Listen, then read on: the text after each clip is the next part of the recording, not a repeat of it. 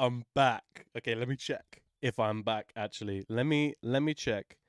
Make sure I am streaming on YouTube because yesterday it didn't really go very well and I did, but then I stopped and then I started again. So, hopefully, we are okay this time. Let me check my phone. Oh, look at that young man on the thing there. Hello everyone. My name is Markiplier. Hello everyone. Um as the title is suggesting, we are going to be, well, I am going to be making a granular synth in plugdata from absolute scratch to like just like making it like an entire plugin, basically, an entire plugdata patch. We're going to go over the DSP behind it. I'm going to explain basically like almost every single object. Some basic pure data knowledge might come in handy. Well, it definitely will come in handy, but you know, some basic DSP knowledge as well will be really, really handy if you're going to follow along with this. If you're watching this in the future after the stream and you're ready to go and you want to make something, please go and watch some other tutorials that might get you up to scratch with some really basic, like setting up sine waves, setting up some phasers, setting up basic understanding what the difference between a signal and control rate is inside of pure data. I reckon I'm just gonna get started. I think I'm gonna keep chat open so I can kind of see what's going on. Any questions, shoot me, and I'll explain the best I can, and then I'll kind of trim it down and edit it as things go on. Um, yeah. So let's kind of go over. I mean, what a granular synth is. It seems like it would be pretty basic for some people. But I guess for a lot of people it might not. Kind of seems a little bit daunting. The best way I can kind of explain it is, well, what we're going to do today is a sample-based granular synth. So you can kind of get like granular reverbs, granular delays that kind of work on live incoming audio. But we're going to be working on something that can be open in plugdata standalone as run as a generator. So we'll be working on like a standalone piece of audio that we can then rip from, send it through some grain stuff, maybe do some cool random effects, and then we'll kind of do the UI as well, like kind of half and half. Obviously, if you're going to follow along this, yours is going to probably look completely different to mine if you're going to be working side by side. But it's going to be really, really fun to see kind of what people are going to make. Yeah, so let's kind of go over some of the things we need to know how to do. Let's write this down as notes actually. We need to write a sample to an array.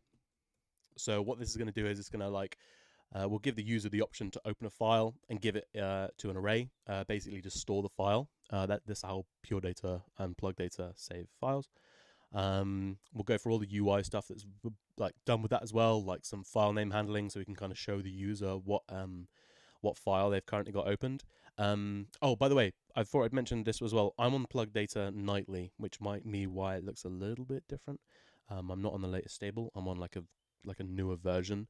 So this may crash as well. Fingers crossed it doesn't, but hey ho. So we need to write a sample to an array. We need to figure out a way to read from that array. So read like randomly, read random points, read from the array randomly. I got an email, bear with. Never mind. Read from the array randomly. So we're going to want to read from a point, but we're also going to need to figure out like how fast we need to read. How fast do we read for the sample to appear like normal sounding? Because we don't want to read through the sample too fast. We don't want to read through it too slowly. We kind of want to be able to control that. Maybe control octave as well. Control pitch. We need to do all these calculations, of which I will explain at some point. Let's do how to create grains. How do we make grains, bruh? We'll do a really basic, like just a one grain, and then we can kind of expand it, and we can do multiple, and we'll kind of go through some random stuff. Random stuff, man. We'll get on with some random stuff, and then we'll maybe take it further. We'll do some UI stuff, and then we can kind of expand, and we'll maybe do some After Effects, post processing, and just some general like quality of life things. Before we actually kind of do the DSP and we start DSP, I do just want to note this stream may kind of jump up in volume, and kind of like blow up. Not to scare you. I have got a limiter on in the end of PD, But naturally with DSP and this kind of experimental processing environment with signal processing, things may kind of blow up. So go careful. Maybe don't blast your ears at like full volume if you can. Please don't do that anyway. But we kind of want to be taking precautions. If you are on plugdata as well, if you haven't already, go to plugdata.org/downloads. Download plugdata so you can actually do this thing. Or if you're in pure data, then that's cool. Yeah, I can already feel my mouth getting dry, so I'm probably going to get a drink in a minute, but we'll get started. I'm going to check chat. Get niche sound effects. Just asking people. Asking people in my Discord, figuring out like, oh cool, what kind of effects do you use? And just kind of Googling like, I don't know, like weird stuff, I guess. And just looking at weird plugins, looking at plugin reviews as well, like people going over experimental stuff, just having a look, seeing what kind of stuff they make. Granular stuff is quite it's done heavily, so it's not really experimental, but we can definitely go down some weird routes. Let's go to step 1. We'll add a sample to an array. We'll give the user an option to like select their file, and then we'll rip the file name and we'll see what we can do about it, and then you can go ahead and process that, and then we'll get on to the next one. So obviously we're going to need a button. With PD, you can use a bang. We can add a bang in the top menu, or if you're on Mac or Windows, God, I'm tired. If you're on Mac, Command-Shift-B, or if you're on Windows, I'm pretty sure it's Control-Shift-B or something similar, and you can make yourself a bang. This is just a button, super simple. We're going to funnel that into Open Panel. And what that's going to do is that's going to open our File Select panel, which is super handy. So I've already got a couple of things here. We've got glunk. These are the wavetables. Don't know why it's ended there, but hey-ho. This will open our file, and what this will do is it will spit out file directory. We're going to funnel that into a message object and you can do that with Command 2 or Control 2, I'm pretty sure. What we can do is we'll give this the message read space dash resize space $1, and then we'll give it a name. Let's do sample, or like grain sample.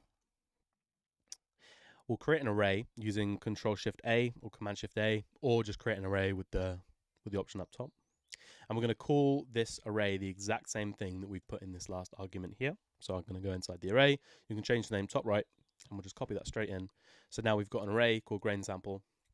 I'm going to funnel Open Panel into this message, and then I'm going to funnel this message into something called sound filer. So what this does is it takes an argument from this message, and it's going to essentially it's going to read and resize a sample, a directory, a sample, to an array.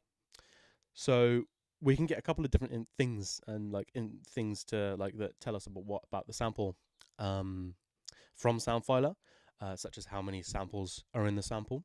If you don't know what an individual sample is, that's like so for example, if I'm running at a sample rate of 44.1 kilohertz, that's 44,000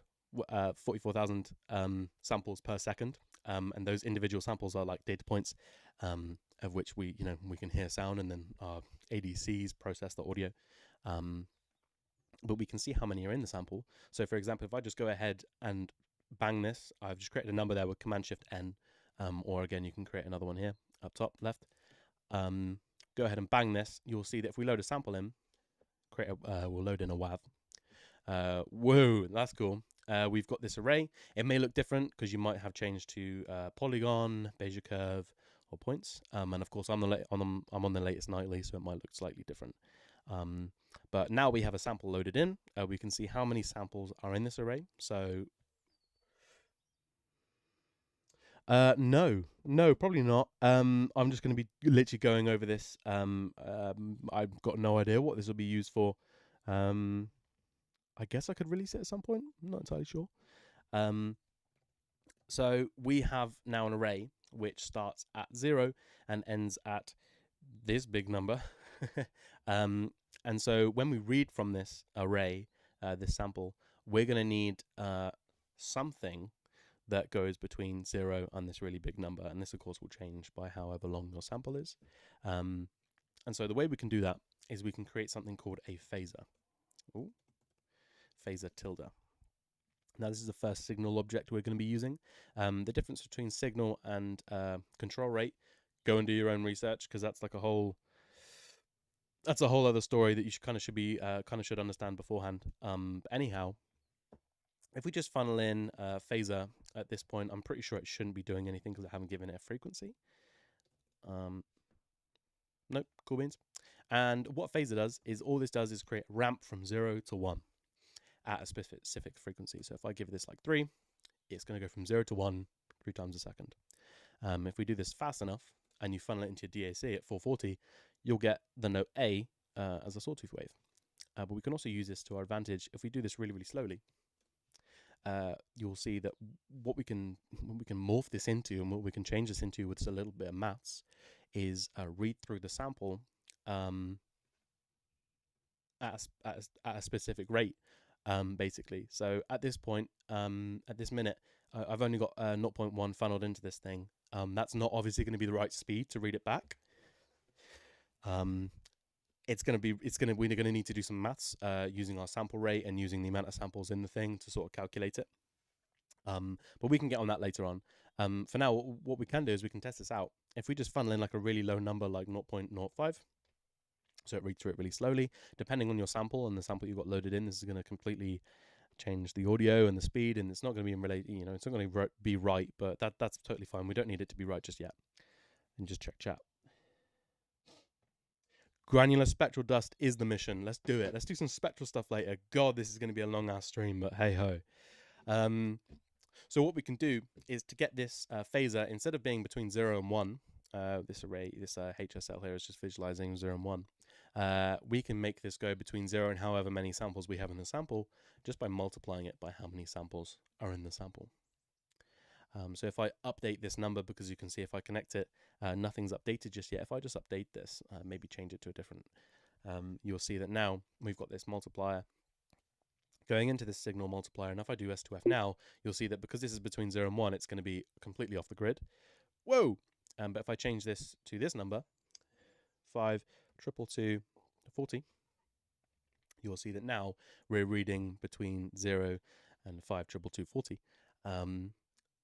In 0.05 hertz. So we can funnel this into an object called tab read, and this, hence the name, reads from a table or an array, and all we have to do is feed it the index, the set the table index, and output its value. So essentially what that's going to do is if we funnel this phaser directly into tab read and we give it the name of the array of the table, grain sample, we'll put this in just afterwards. What this is going to do now is this phaser is going to go between every single one of those points, because we've multiplied it between 0 and 1. Now it's going to be between 5 222 40. It's going to read through this sample and output whatever that sample's value is between -1 and 1. And technically, I'm going to turn it down just in case, but if I funnel this to DAC, we should hear something. Whoa. That was cool. So what I've got loaded in here is actually a wavetable from Glorklunk, so of course it sounds weird and cool. But as you can hear, it's at the complete wrong rate. This doesn't really sound right. If we load something like a drum break, so I'm going to load in a Tesma break. Let's load a Tesma break in 4. You'll notice that it's really, really slow. Bear with, let me just open up chat again. My phone keeps on turning off. I should get things really should get things organized. Anywho, you'll hear that we're reading from this sample, this array that we've made, but it's really, really slow. The way we can calculate this, how fast like the original speed should be, is you can use the sample rate, using the sample rate object, lo and behold, and then what this will do is also this will get our sample rate. We can just funnel in a number if we really want to, but if we want to make this dynamic, which can adjust to the DAW sample rate or plugdata sample rate, we're going to create an object called sample rate, and we're going to divide it by the amount of samples inside the sample. So now if I update this, let's get Tesma break again, just so I can reset the number. If I bang this again, you'll see that we've now got a very precise number, and if I funnel this into the phaser and I bang it and I update the number, you'll now hear we've got our sample reading at the right weight. If you've got that working, perfect. If you haven't, I'm going to leave this on screen and I'm actually going to go get a drink, so I'll be 2 minutes. Go ahead and copy what I've got here. Obviously, some of the numbers are going to be slightly different for you, and if you need a hand with anything, give me a shout in just 2 seconds. I will literally be 2 seconds while I fill up my bottle.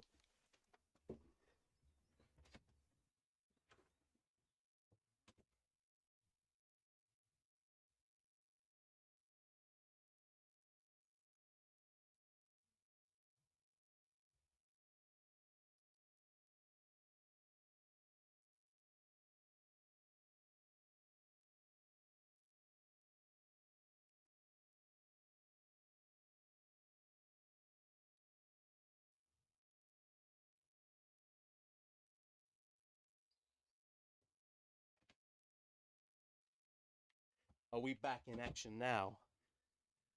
Are we back in action? Right. So, now that we're reading our sample at a normal speed, we can now do some maths and we can read this from 2 times speed, multiplied by 2, not 32. And if we update this number again,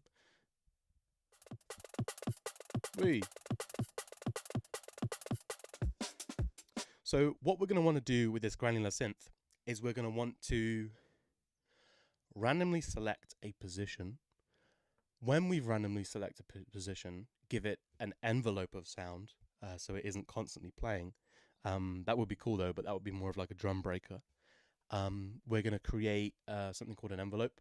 We're going to use a couple of objects that are really, really simple to understand, that kind of work in pairs. And then we'll get that going in just a sec. Cool. That water's good. Sheesh. I love tap water.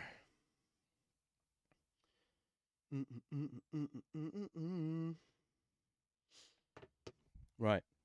So, thinking about how a phaser works, if you look at this right inlet here, we've got phase cycle reset from 0 to 1. Now, if you don't know what phase is, that's completely fine. Essentially, what it means is just the cycle, the position in a cycle, normally between 0 and 360 degrees, of a periodic wave that we're at, basically. So, for example, phaser between 0 and 1, we can change where the start point is. We can change its phase to change where we begin. So if I, for example, funnel in 0 and I funnel it into this with a message, and I hit it with Command or Control click, you'll see that it starts at 0 whenever I bang it, whenever I hit it. But if I start it at 0.5, let's start it at 0.7. Let's start it at 1. Start back at the beginning. So let's do some random stuff. So let's do random. Let's create an object called random. What we can do here is we can funnel in there's an initial range. We'll do 100. And the reason we're doing 100 and not 1 to get a random between 0 and 1 is it's only integers. So if I then update this random, it's just going to give me nothing. Whereas if I do random 100 and then divide by 100, you'll see I get a couple more points of movement. You'll get a couple more points, sorry. So like 0.32, blah, blah, blah. Now if I funnel this into the phaser, you'll see it starts at a random point. So if I now just like let this play and hit this bang, we're randomly going to a position in the sample and we're just reading from it with this phaser. So I can do this automatically with something called the metro object, which, as you probably would have guessed instantly, is a metronome. We can set the initial time, so let's set it to 300 milliseconds. So now if I funnel a toggle into this and a bang afterwards, and I hit it, you'll see that it's just going to update that bang every 300 milliseconds. If I funnel this into this bang here, which initiates the random, we get some weird sounds. I'm probably going to replace that with a pad, actually, just so it's a little bit... Let's do aria. Let's do the aria veal quasi-crystal sound. Hashtag not sponsored. Then we'll update the sample rate calculation. Woo! And then we'll update the metro. Cool. So it's a little bit messy, but we're kind of getting somewhere now. We're reading from a random position in our array, and we've kind of done all of this. We've already done 4 points. That was fast. Wow, that was really fast. This stream will be over in 5 minutes. If you've already gotten to this point, then great. We're kind of getting there already, as I just said. We're going to introduce a couple of more objects in just a second. I'm going to blow my nose. Because, my God, I'm ill. I have any tissue, though. Damn. Ah.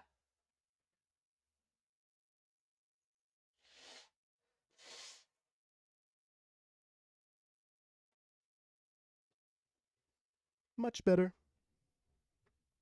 Right, let's introduce a couple of new objects. So the first one is going to be envgem. The second one is going to be function.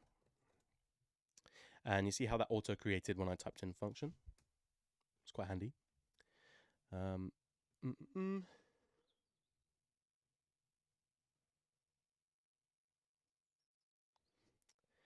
So these two objects work together. This is where things might differ slightly if you're on the latest nightly or the latest stable. Unfortunately, it's just the way things are. If you're on the latest stable, envgen, there's going to be a right inlet on the far right, which is blue, which is going to be your list inlet, which you're going to funnel this envgen into. But if you're not, and you're on the latest nightly, for whatever reason, you're going to funnel this onto the left. And I don't know why they've changed it, but they did, and it broke EB quasi crystal, which is so annoying. But hey ho, it's just how things are. So there's going to be a blue inlet on the right, which you're going to connect this to instead. And we can actually, if we go into edit mode, we can actually create points. And essentially what we're doing here is we're just creating an envelope. So if I now funnel in a bang, let's do an S2F, signal to float, just to demonstrate, and a value between 0 and 1 on this slider. If I bang this, that envelope is going to be made. You can kind of see where I'm going with this. We can change the duration of this function with a message going into it with duration $1, bang, and then a slider heading into that message. So we can change this now to be, let's have a number just so I can see what number we're at exactly. 55 milliseconds. 55 fried, 55 chips. I don't know what the meme is. Or we can change it to be whatever we want. So we can set this range to 20 milliseconds to, let's do 500. So now this HSL is now going to control the length of this function without changing it directly, because obviously it doesn't need to be changed. It's the same shape, but obviously it's a different time. So now if I bring this up to 500, you'll see that it's now going to last 500 milliseconds, and this is really handy. If I now, let me update this. Get rid of that. So now what we can do is every single time that this metro hits, if we funnel this into this bang, you'll see that we're creating this envelope. But I don't know if you'll notice, but we're banging every 300 milliseconds up here, which is great, but this is lasting 500 milliseconds, so we're actually not getting to the end of the function before a new one is created, and we're going to get a click. So the way we can overcome that is by simply funneling the length of this, just that's going into the duration, the length of this function, straight into the speed of the metronome. So we're going to funnel the HSL straight into the speed of the metronome. So if we now update this, you'll see that the function completely finishes, and then every single time that metro hits, it's going to restart. This is just to save clicks and just be a little bit more consistent. You can change this in the future if you really want to, but this is how I do a lot of my granular stuff, and honestly, it's just a lot easier. Hopefully everyone's got that up and going. I guess if you're watching in the future, you can pause this indefinitely, so I guess you're luckier. Anyone has any questions, shoot them in chat. I am looking at it on my phone. I don't know if it's updating or not.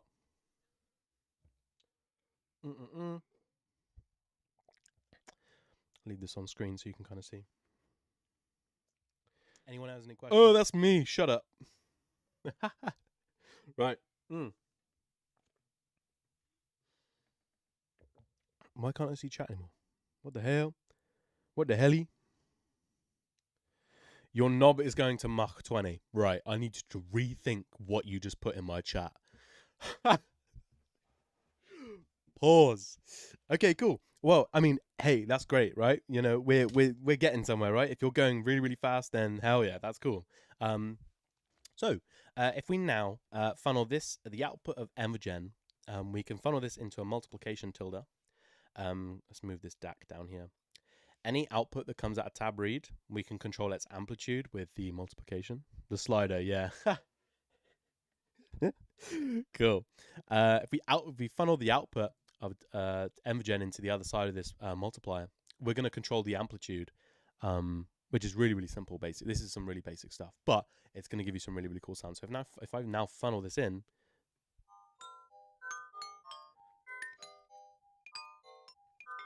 congratulations, you've made a granular synth. This is kind of the lowest level granular synth you can kind of get, but I mean, you know, it works, right? Yeah, so the VLAN object is great, but I prefer to use Envogen just because of the way that you can visualize the functions, and then there's no need to convert to anything. You can also use ADSR if you really feel so inclined, or like the line object or whatever. But Envogen just kind of works for me. It's just kind of how I do things. God bless the else library. God bless. But yeah, we've basically just built a grain. We've kind of gone through kind of most of everything here. I'm going to delete this actually. But if you followed along from the beginning, if not, you can rewind now, I guess. But I mean, it's a granular synth.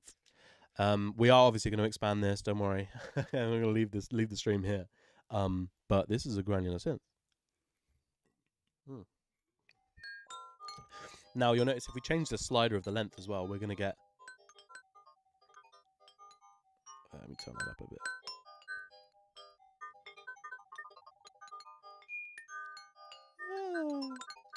And as mentioned earlier on, we can actually control the octave as well. So if we multiply this by 0.5 instead, we're going to get a lower octave. Wow. We'll multiply it by 2. And then we'll update the argument again, going up an octave. So we've kind of already got a couple of things that we can change here, and we can kind of update. We can update the the octave, and we can also technically do pitch here as well. Let's add like a slider in here. I'm gonna create an object called TBF, which that's not, what is that? That ain't TBF. And what this is gonna do is actually gonna update like we're doing here with this bang, but I'm gonna update every single time I change the slider. So the outlet of the left TBF. The left outlet of TBF is going to go into the left of the inlet on the multiplication, and the right is going to go to the right, vice versa. So if I now do, let's say 0 to 3, for example, we can now control it on a much finer level. Obviously, this isn't accurate to anything, but you know. Spectral dust sweep sequencer.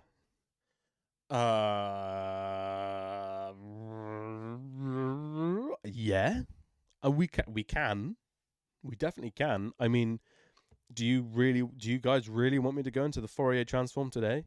We're doing granular stuff today. I feel like we should probably do that at some point soon. Let's take it one step at a time. Right. Cool. So if you have this, we already have a grain, which is amazing. But let's update this. Let's give it a bit of a UI overhaul so we can kind of create, you know, just some quality of life things just to make things a little bit easier for us. And we'll actually start on the UI as well. So I'm going to move all of this out of the way. Just like move it down here. If you really want to, you can also create it, put it into a subpatch. And if you don't know how to do that, we can create an object called PD. Let's call it eggs. No, let's be professional. Grain 1. And this is going to create a subpatch for us, which we can actually go inside and it opens up in a second menu, which is really great, really handy. Let's put all of this in there apart from the sample visualizer. Let's copy that. So we're going to delete all of that, go inside, pop in here, Cool beans. We can leave this in there now, so we'll move this array up to the top. Let's put it at 0, 0. Position 0, 0. Let's move this all the way over here as well. Whoa, cool. Now we've got all our inner workings over here, and we've got our array up front. Let's give the user an option to load a sample. So I'm just going to create a bang here, and then we can put that at 0, 0. I'm going to create a note called open sample. Or you could do a comment or whatever you feel comfortable doing. We're going to want another function so we can control the grain envelope. Let's make that a little bit smaller. Let's also make this a little bit smaller. So now we can control the envelope. We can open a sample. Well, we can't because we haven't hooked them up yet, but you know they're ready to go.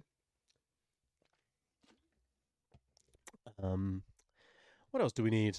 Volume output, I guess. Let's do a knob. Let's make it the same size as this bang just to be consistent.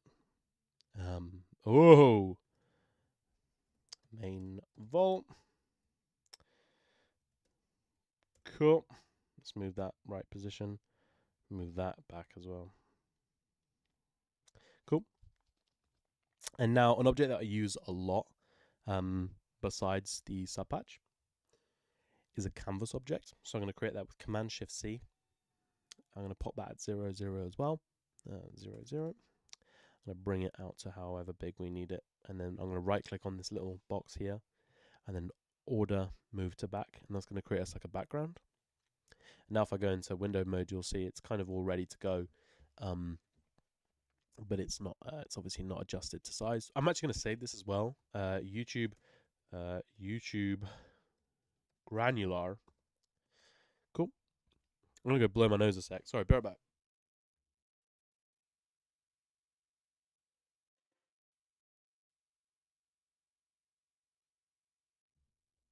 Sweet.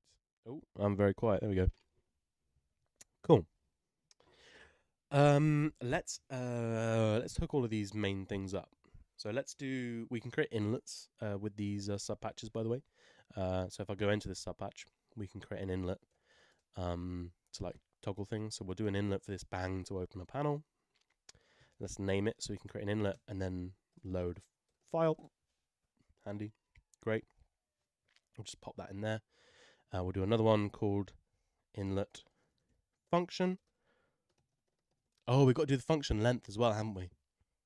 We'll do that in a minute. Maybe we should. Okay, cool. In that case, let's kind of redo how we're going to rejig how we're going to do things. Let's do inlet function. We're going to delete this function. Let's funnel it into when we need it. I remember earlier on when I mentioned about the function, the difference between the latest, nightly, and stable. I'm just going to funnel it into this one, but there's also the blue one you need to funnel in.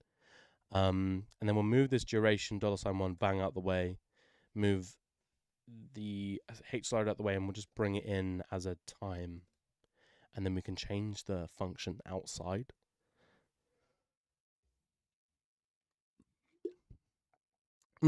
Yeah, dust would be sick. But yeah, spectral dust, not right now, maybe. And probably nothing worthy of doing. Like, I wouldn't bother. Just because I wouldn't. Yeah, I don't know. I wouldn't bother just right now. Give it a try if you want, but it probably would just change the pitch and probably sound a bit clicky. I don't know. Give it a try. Anyhow, I've just moved the function out of the way, so we're going to move the function to the main window, and we've got the inlet time, so we can process it all later on. I'm also going to add an inlet toggle, so we can turn on and off the actual grain itself. And then let's do inlet octave, and then funnel it into this TBF that we made earlier, updating that argument with the multiplied by 2. I'm going to set that default to multiply by 1, just so we're always at the same octave. I think this is pretty good. If you guys want to just double check, make sure you got this. See, it's little things like this, right, that I can delete in the video that I re-upload.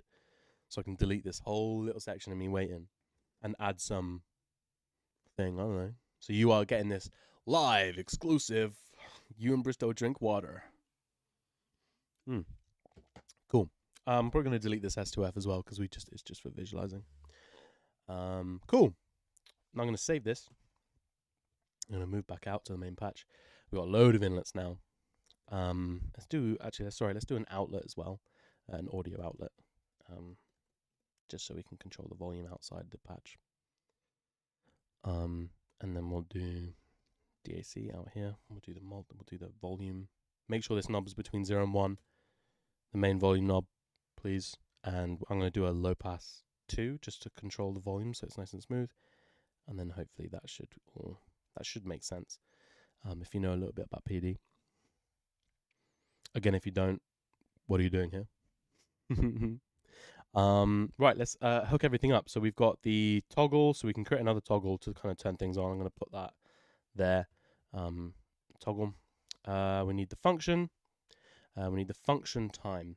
Cool. So I'm going to move this all kind of down a little bit. I'm going to create a HSL. Let's set the time again between 20 milliseconds and 500 milliseconds. That's 5,000 Newman.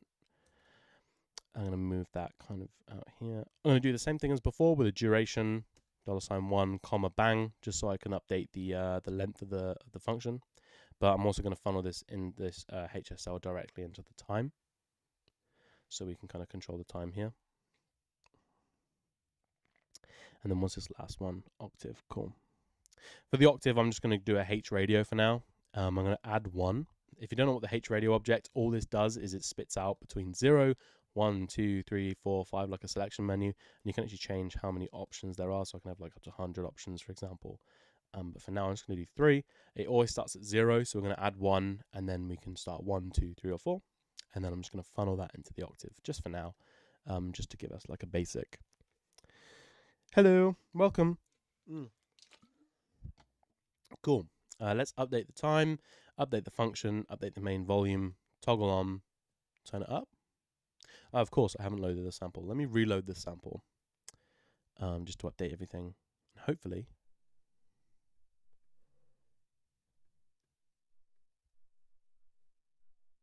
Uh-oh. What have I broken? Oh, I have to... It crashed. Hey, hey. It crashed. Hey. I love plugdata. I love it when it crashes. I'll force quit that and open that back up again. I love streaming. Right, let's try that again. Open sample. Granular. Go. Turn up the speed. Bring up the function. Turn it up. Up. Funnel that into the octave. Turn it on. On. Why isn't it making noise? What have I done wrong? And why has it crashed again? Oh my gosh, what have I done? Uh-oh. This is like the most basic patch ever. Why is this breaking? Wow, this isn't going well, is it? Oh dear. Is it because I've got no idea why this would be breaking. Is it just because of the murmur?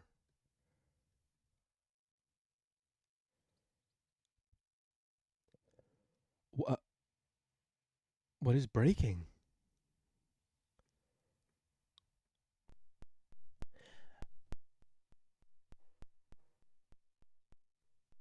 Wow. Damn, okay. I've got no idea why that's breaking. Oh no. What do I run PD grain time input? Oh, okay, cool. So the time is going to be from the HSL. So it's kind of a little bit messy, sorry. The time is going to come from this slider, which is going to be between like 20 to 500. And I'm going to funnel that in time, which is heading straight to the metro object, but also into the duration $1 bang function. So it changes the length of the function, so it's exactly the same as the metro. I'm gonna be honest, I've got no idea why it's crashing. Like this seems like the most basic patch on planet Earth, and it's crashing. Excuse me. We love plugdata. Why?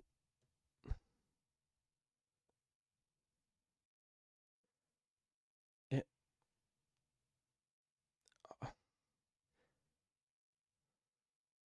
Oh. Silly me. Add a TBF between these two. My bad. Add a TBF between these two. I'm silly. Sorry. Yeah, update this so when you load in again, it does the thing properly. And then hopefully if I load in a sample, it should calculate. Yeah, cool. And then that, yeah, cool. Let's hope this works this time. It doesn't crash. I think we're in. Silly me. My mistake. Cool. So we've got this kind of, it's a bit messy. I'm going to clean this up. God damn. Right, let's put this back to 0. Put this back to 0. Maybe move these back. Main vol, move it up a little bit. Obviously, it's going to be really, really messy. This isn't like anything final, but we can mess around with stuff later on and kind of fix things and make them look professional. Well, as professional as we can get it. Let's save this. Enter plugin mode. Cool. Cool. So we've kind of got there with the majority of things. It doesn't sound interesting by any means, but I mean, it's a granular synth, which is great. It's great for us. Let's add some more controls. So say, for example, I want to visualize where we are in the grain. There's a couple of ways we can do this. We're going to go the way that I like to do, where it's kind of doing stuff we shouldn't really be doing. And that's using canvas objects and their labels. So I'm going to give this canvas object, I'm going to make it really, really small. And I'm going to give it a full stop as its text. And as you'll see, we've got this little full stop that we can actually move the position of.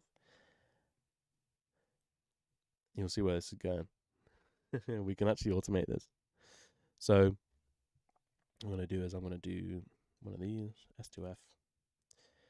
Actually, I don't need an S2F, do I? I can do, let's give it a name as well. So let's do grain 1 canv, for example. So that's going to be in the receive symbol. So we can actually receive information from anything from an S, for example. I can give it the flag label underscore pos $1 $2. And what this means, we can control the X and Y. $1 is X, $2 is Y. It's pretty self-explanatory. And if you know anything about $1 and 2, we can use pack FF. We can also use pack with a K to update the inlets on the left. And then we funnel that in. Hopefully, if I now do this, you'll see that I can actually move this little full stop. We can control its X and Y, basically. Now, depending on the size of your array, this is going to completely change depending on what size your array is. So obviously, if you want to change the size of this, be aware it's going to look slightly different. But, you know, we can kind of go around this. So for example, mine is, let's do 400. Let's just do 400 for now. I'm going to also change the size of this canvas. We'll be putting everything into sub patches later on, and we'll be organizing this and cleaning it up. But for now, this is now between 0 and 400. So I'm going to scale this HSL between 0 and 1, and then I'm going to multiply it by 400, just so we have like a 0 to 400 range, but starting with 0 to 1. So now if I put this little canvas object over here, let's put it there, for example. Now I can actually visualize the position from 0 to 1, going all the way from left to right. I can also change the color of this, so I can change the color of the actual text. So let's do it red so I can kind of see it. Let's also make it a little bit bigger. So now I can visualize like a point. And if you remember inside the grain, our phaser goes between 0 and 1 before we multiply. But our phase is still technically the same. So if I funnel this, all of this that we just made, we'll create an S2F to convert the signal to float from the phaser into a float. We can actually send this in, and as you see, we're basically just replacing everything from what we just made, but into the actual grain. And now you'll see that we've got a grain that kind of randomly it looks pseudo random, but obviously it's in relation to where the actual grain position is on our array, visualizing it, which is super fun. And I only found this out recently. I just broke the sample. I only found this out recently from someone that showed me, like, you can actually move points. And now it's in everything that I make because it's so cool.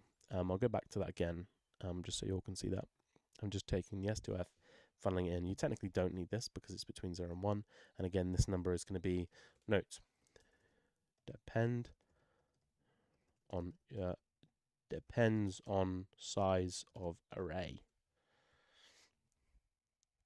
Can't type for the life of me.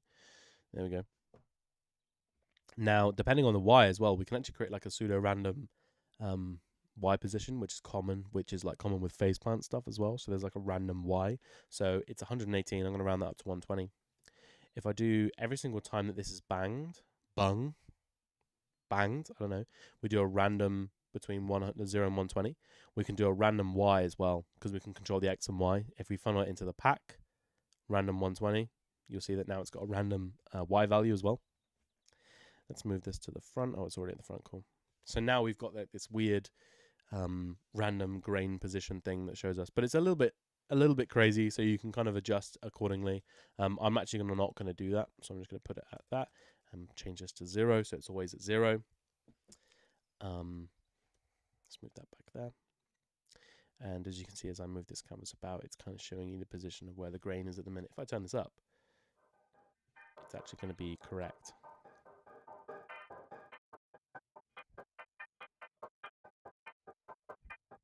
Oh, is it coming up? No, I'm tripping. Well, hey, we've built a granular synth. Cool. We did that a minute ago, but we've got some cool visualizers now, which is super cool. We can actually change the octave as well.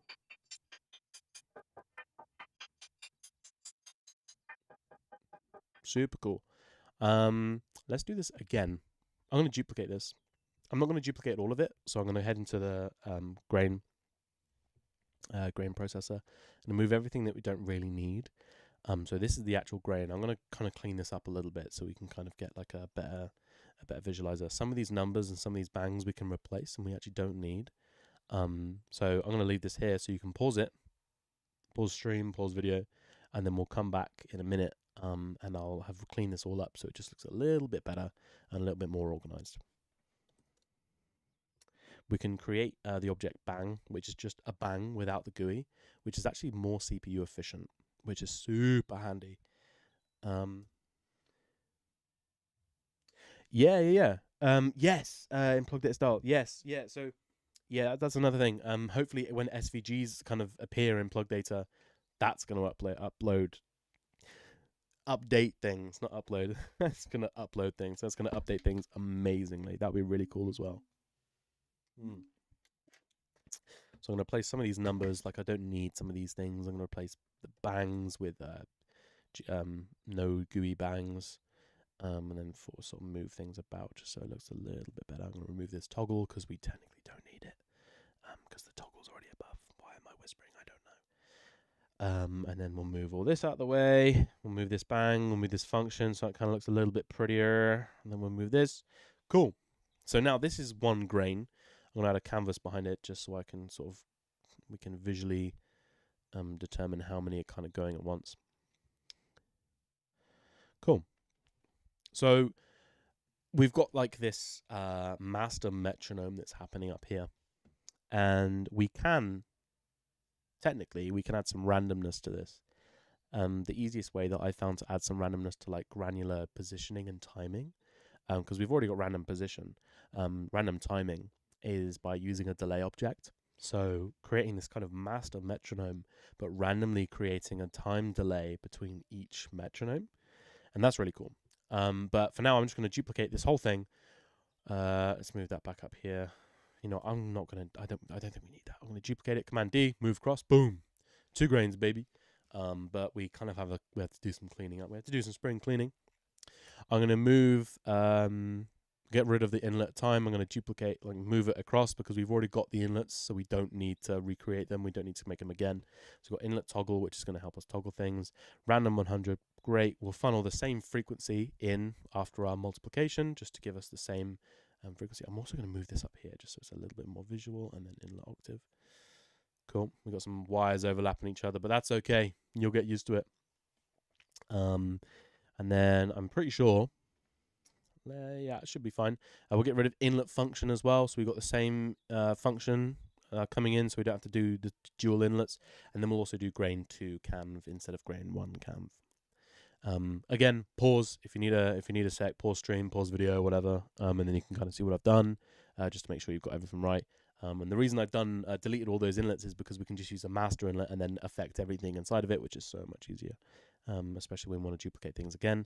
Speaking of which, let's duplicate this again, and then we'll duplicate it again. So now I've got 4 grains. I'm going to hook up all the metros and stuff. So inlet toggle. Let's do the inlet time as well, and then we'll do the envgen as well. And then we'll do grain 3 canv and grain 4 canv. Great. We now also have, thank you. We now also have 4 outlets, which we can then also pan randomly if we want to. We can affect randomly if we want to. We can do some cool pitch shifting, granular delay things afterwards. I don't know. Or you can funnel it all into one outlet. Just remember that because we've got 4 grains now, it's going to be 4 times as loud. So best thing you can do is just divide by 4 or however many grains you've got. We can also control this. So if we have like a master grain control, we can then multiply it or divide it by however many grains there are, which is quite handy. But for now, I'm just going to leave it at 4 outlets so we can control them all individually. I'm going to expand this just so I've got a little bit more room to play with. And that's the wrong inlet. It's the wrong number. Cool. And then I'm going to divide by 4 like I just mentioned. And then we'll kind of funnel this all into one thing. Divided by 4 because obviously we've got 4 grains, and then funnel the gain that we've got from this main vol into the amplitudes. Again, I'll give you a sec just to sort of catch up. This is fun. I'm liking this. Obviously, I'll get better as things go on as well when explaining like the spectral stuff and all the other things. But this is just like a really cool like base level ground to kind of get some weird sounds, but also kind of simple. Cool. So now that we've got 4 grains in action, we kind of... Oh, I haven't hooked up the frequencies. Cool.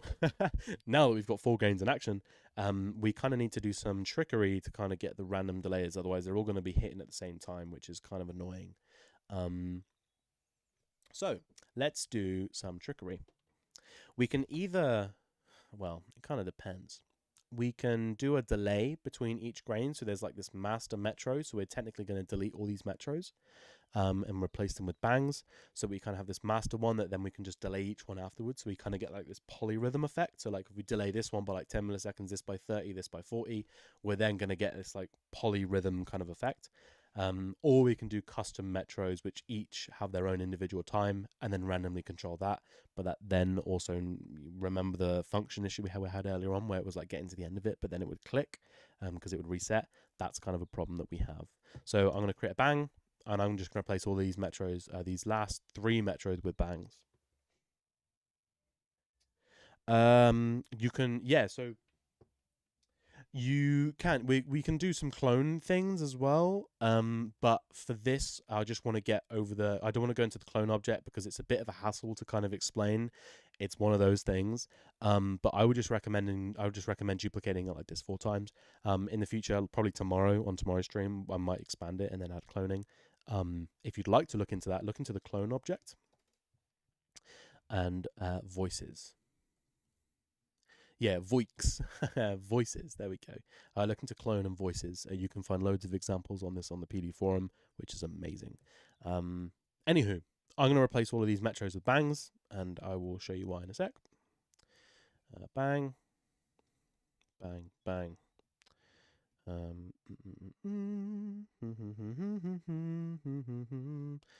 Cool. So, I'm going to create another bang. No, we'll keep it simple.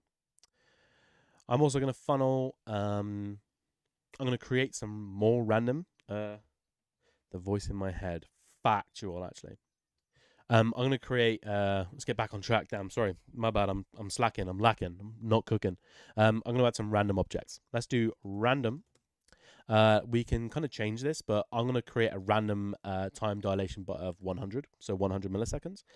So now every single time this metro hits is going to create a random time, and I'm going to use the delay object and funnel. Let's have a look. Delay time, initial delay time is 0, tempo value 1, so 0. Let's just funnel it. You know what? Actually, let's use pipe. Let's use pipe instead of delay. My bad. I'm not cooking. I'm slacking. Let's use pipe instead. And what this does is pipe is basically just a delay, but just different. It can delay messages and numbers, but we're just going to use pipe instead. And so what we can do here is when we bang, let's funnel this bang into this bang actually like this. That's probably a little bit more, makes a bit more sense, I want to say. Yeah, here we go. Cool. So if I funnel this bang from the metro, the main metro, the leftmost metro, you'll see with these visualizers, they are happening at different rates because I'm banging into a random, and then I'm piping, which is going to just delay it by a random interval every single time. You can control this randomness as well by funneling a HSL into the right inlet, which we'll do shortly. But if we do this for every single one of these delays, every single one of these grains, we'll get a different time for each single one. That polyrhythm effect, but it's going to happen over the course of like a couple different grains, so we're not going to notice it's like an actual polyrhythm. So I'm going to duplicate this, move this, and this down here. Cool beans. And then I'm going to do the same thing over here, like so. So then our bang is going to be delayed by this random object every single time, and then if I funnel that bang into this bang and then this bang into this bang, they're all kind of going to happen at the same time, but that metro and that random is then going to hit every single time, random on another level. So we can actually change the amount of randomness as well. So let's create a HSL or a knob or whatever you like, and funnel it into the right inlet of all of these randoms, and then we can set it from like 0, so there's absolutely no randomness, so it's all going to happen at the same time, up to however many you want. We can do it to like 500 milliseconds difference, but I'm going to set it to 100 max just because I like consistency. Now,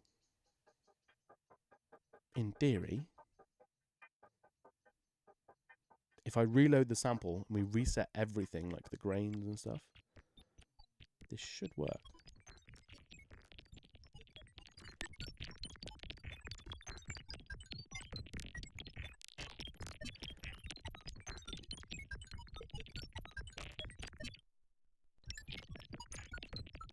Oh, I forgot to add all of these multiplications to the original sample. My bad, I'm not cooking. I'm going to create a number that kind of comes out of this just so I can move it down here. There we go. And then I'm going to update this load file again, just so I can move it down there. And then hopefully...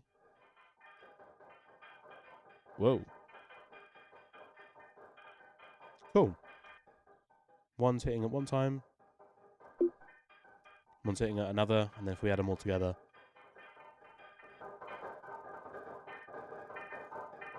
Granular synth, baby.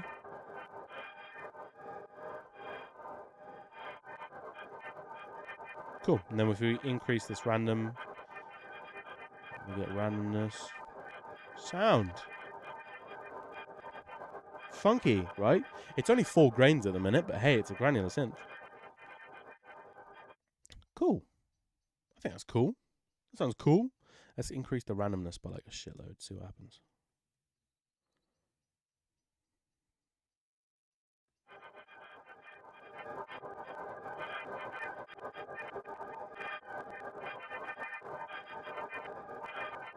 Cool. Granular synthesis. Sweet.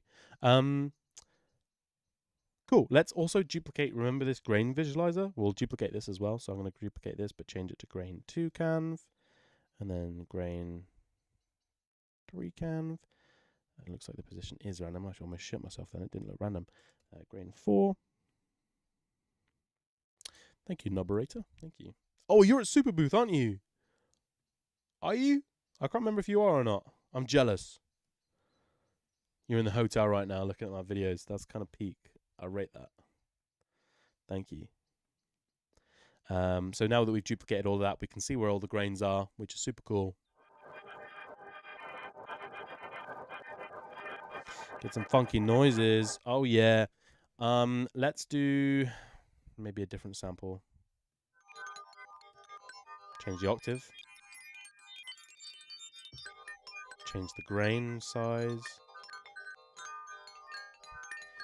Long story short, guys, we just built a granular synth in like what, an hour? Sweet. Granular synth in an hour. Sweet. How's everyone doing? Is everyone kind of who's following along getting there? Is everyone doing the thingy thing? If so, well done. If you're watching in the future, hello future. I'm gonna quickly check my phone. Slack in.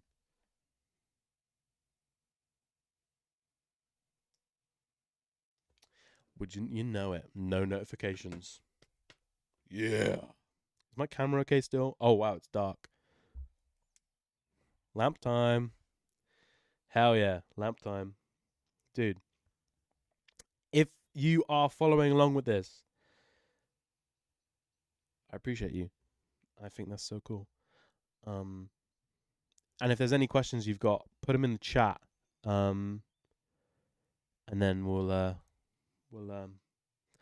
catch you up. So, where should we take this from here? In my opinion, I don't know about you, this looks like shit. This looks ass. This doesn't look good. Let's have a look at some other granular synths on the market, like some basic granular synths, and then we'll kind of reference from that, and then we can kind of go and have a look. Granular synth VST images. Let's have a look. Oh, the classic Quanta. You know what? That's a very good shout. Let's reference Quanta for this. I think that's a really good baseline, like Quanta. That's not what I want. Quanta VST.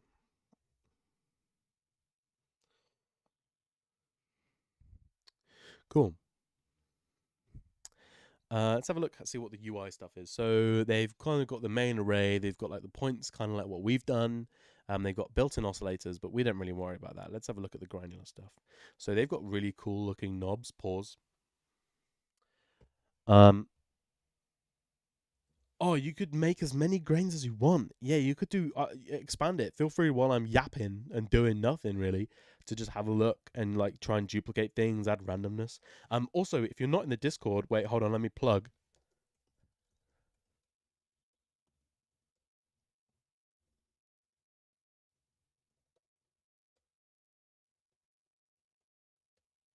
Hell yeah. DIY moderation. Head to ewanbristow.com, join the Discord, and send me screenshots or videos of your granular synth working, please. That'd be super cool. So yeah, like this kind of UI is lovely, and I really like the way that they've kind of done all these things. Let's go into what should we do? Should we go into like knob creation, like some custom knobs? Do you guys want to look at layout maybe, or maybe like kind of some more DSP stuff? You guys can kind of you're all kind of following me, so if you guys want to have like a preference of what you guys want to do, we can go from there. I know we're very basic. We're doing from some very basic DSP, but you know it's still quite a lot for a beginner. Sniz. Is it a VST? Always in the mood to look at knobs. Do not ever type in my chat again. No, I'm kidding. I'm kidding. Oh, I love it. Yeah, I don't know. I mean, we'll get some more people answering, but yeah, we'll kind of take this. We'll kind of take this. Next level.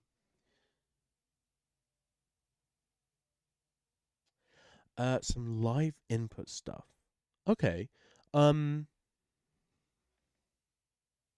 Yeah, I know. I'm just massive at the minute. I'm sorry. Let me adjust that. Let me make it so it doesn't. There we go. That's better. Hey guys. Oh, bad joke. Such a bad joke. It's not been like that whole stream. Don't worry. That'll be funny. But it hasn't. I don't know what VST you're on about, but Sniz. Okay, listen. I feel like this is something that I shouldn't be searching on stream because this is some kind of slang. Yeah, it is. You're abusing my age. You're abusing the fact that I don't know slang because I'm a 20-year-old idiot. You're horrible. You're horrible to me. Right, anyway. Yeah, someone's saying let's do some knobs, pause. Also maybe doing some Delrite stuff. We kind of have to reset what we're doing. And maybe change our approach, but I mean it depends. What should we do, chat? Can I do like a questionnaire thing? Oh,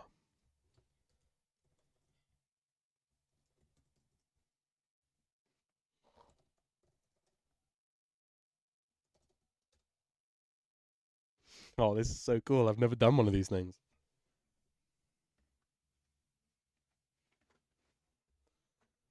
Oh, oh, we love it. Um, whoa, more DSP. Okay, cool. It's decided.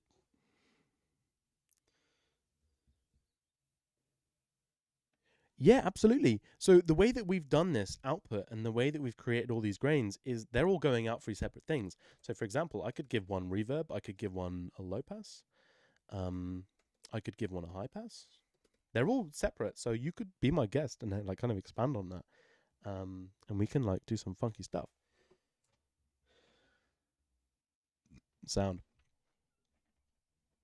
cool.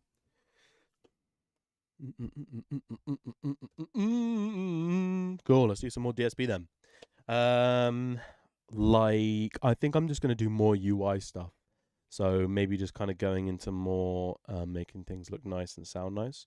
Because right now it's not really. It sounds cool, but maybe not. Yeah, you could. There's a ring mod object. Is there? RM. Yeah, RM tilde. Ring mod. You know, just saying. I'm gonna post this on my Instagram as well, so people hop in the stream on the Instagram. Bear with. Self promo to the max. Oh, that's me. Link. Oh, I don't know what the link is.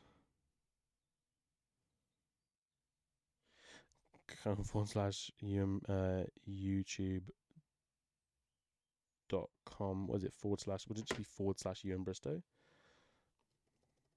That's my website. That's not forward slash Ewan Bristow.com forward slash Ewan Bristow. User forward slash Ewan Bristow. I'm cooking. No. Oh yeah, of course I can just. Oh my god, I'm an idiot. I can just go to my fucking. Oh. Yeah, there we go. YouTube.com at Ewan Bristow. Okay, cool. Wow, I'm great at this. YouTube.com forward slash at Ewan Bristow.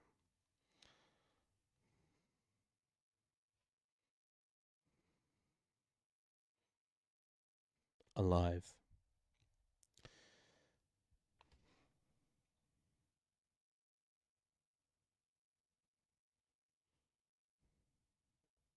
It probably won't blow up. There'll be like 3 people that join and then leave. Right, cool. Oh no, we've got 40% knobs, 40% DSP. Oh, guys.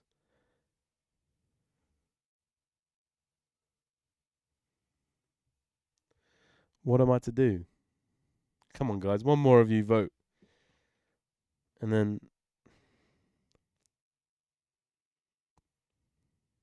Oh no, come on.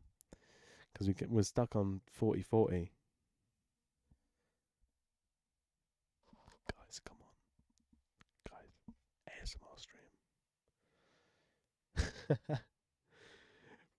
Vote. We need one more vote so we can decide, or reduce your remove your vote. I don't know. I don't know how that would work, but you know what? We'll just do both. Cool. Right. Let's take a look at what this has. Envelope. We've kind of already made that. Fine tune. Kind of already in that, but I mean not really. Yeah, there we go. Oh, it keeps changing. Got position, got random grain detection and stuff. Okay, cool. We can do some like position stuff. So maybe like change where we are in position instead of just being completely random, which would be cool. So because our thing is like between 0 and 1, our random position, we can scale this differently with the scale object. So we can use scale, and all this does is it creates like it scales an input and then changes it. That's I know exactly what I'm talking about. So for example, if I have a knob between 0 and 1, and I want to change that range to be from like 4 to 400, now if I funnel in, let me move over here. If I funnel in 4 to 400, you'll see that now 0 to 1 is now scaled to be between 4 and 400, which is super fun. So 4 to 400, 0 to 1, we can change that. But we can also change the inputs on the fly. So if I do like 0 to 1, let's do 0 to 1, scale 0 to 1 to 0 to 1 by default. So we kind of get like an infinite, like 0 to 1 and 0 to 1. We can now change the min and max of this. So if we have a look at scale, sets the low end of the input range, don't need to change that. The high end of the input range, we don't need to change that. The low end of the output range and the high end of the output range we need to change. So if these are between 0 and 1, we can actually set this maximum to be 0 and 1. So we kind of get 0. Oh, let me update this. 0, 1, 0, 1. Why are you not working? Is this between 4 and 400? Yeah. So now we can change 0 to 1 works like normal, but we can also add an offset. And then when we update it, we now have like a beginning, if you will, and an end, which is super funky. All right. So now what we can use this for is in the random pause, for example, like the random pause thing that we've got going into the phase, we can actually scale this. So I'm going to move all of these, this like signal processing down a little bit. Just move this down. I'm going to make these all bigger as well. Boom. I'm going to add a, whoa, that's wrong. Let's move some of these out of the way. And then we'll do, we'll leave these two sliders, but we'll kind of create them, make them universal.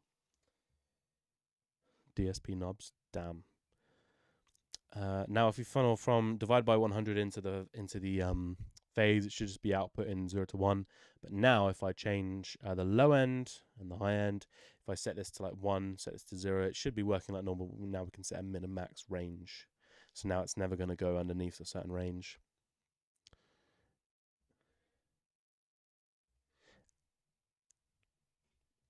That works. And then we can change the min and max. And now this grain 4, if we have a look, should never go over.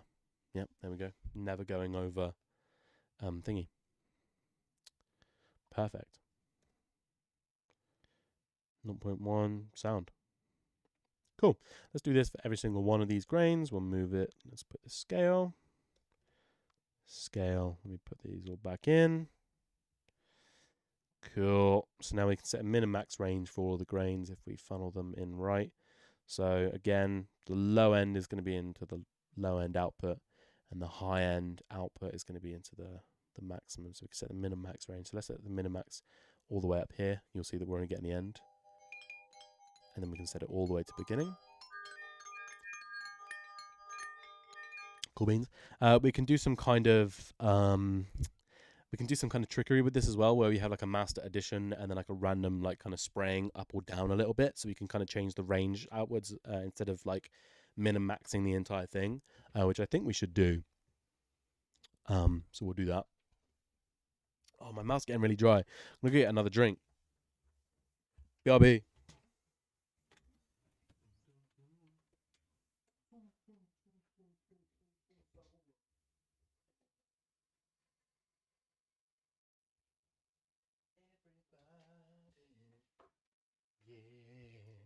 Rock your body. Oh, I might get a copyright strike if I sing that.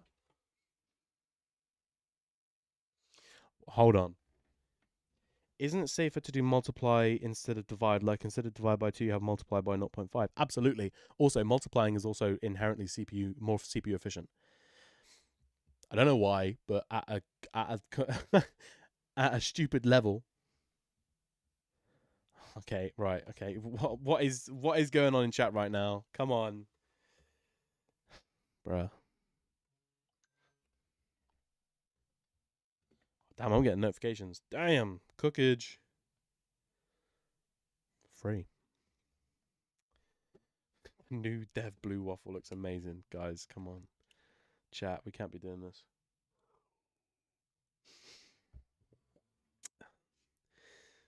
I'm not trusting anything you're saying ever again, man. I can see your channel activity. Damn, I can see everything on this shit.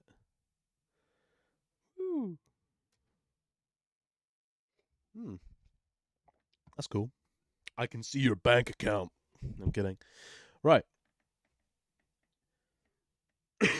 Don't fight in the chat or I will drink water. Fight. Don't do that. Discord moderator looking ass. Look at me. Right. Anyway. Right. Cool. So, yeah, you want to answer to your question? Yes, you can multiply rather than divide. That's probably a lot better. But it's just based on what you'd rather do. Right, so let's create a position slider and then like a minimum max. So like a minimum and then like a maximum that kind of can be added. So let's do HSL and then let's do a plus. TBF. Let's do this. We'll also do, we're going to add some folding to this phase change in a minute. So we can like limit where we are because we don't want to go above 1 because then it naturally folds back down, but we obviously kind of want to, we'll change that. So let's do, how could we do this?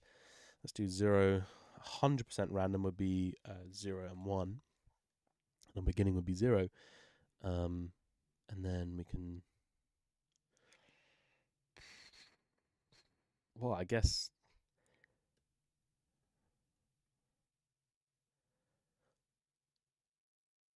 yeah, I was just going to do some complicated thing, but I guess we don't really need to, do we actually? We can just do that and then like the maximum.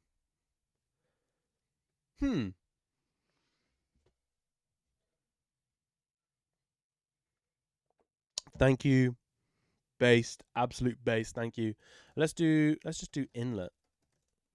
Start, strat, start, and then inlet end, and then we can control the HSL. We'll add a HSL that's as long as the array. Let's do it under here. Start and end. We'll funnel it in. So make sure these are between 0 and 1 as well, just so we don't mess anything up. End, we'll move this all the way down here. Start, we'll move it, and we'll just pop it in here. So now we can control the start and end. So now our grains are only going to appear in this point, which is very, very cool. And set a range. Mod audio devices. What are they?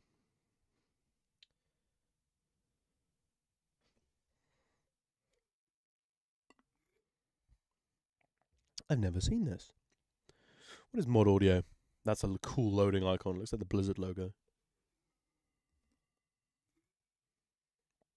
I don't know if you could see that at all. Was it like washed out like hell? I don't know. It kind of, yeah, there you go. Looks like the Blizzard logo. Also, is not loading. Dude, how have I never seen this? What is this?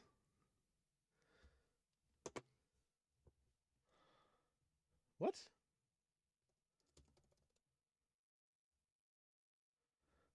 Damn, okay. Cook. Oh, Firefox. Come back.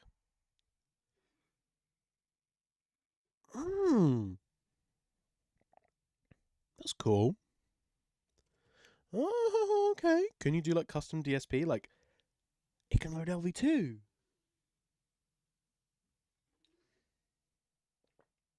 I'm playing Hearthstone on my phone. We're going to take a break from the granular synthesis because I want to look at this. This looks really interesting.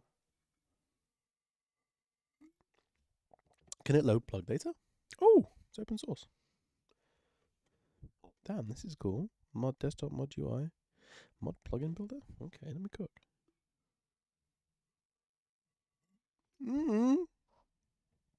How have I never seen this? It loads Cardinal.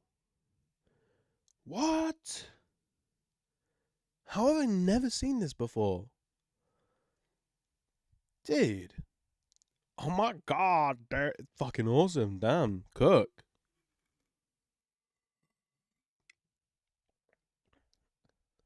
Cute. Oh, that's so cool.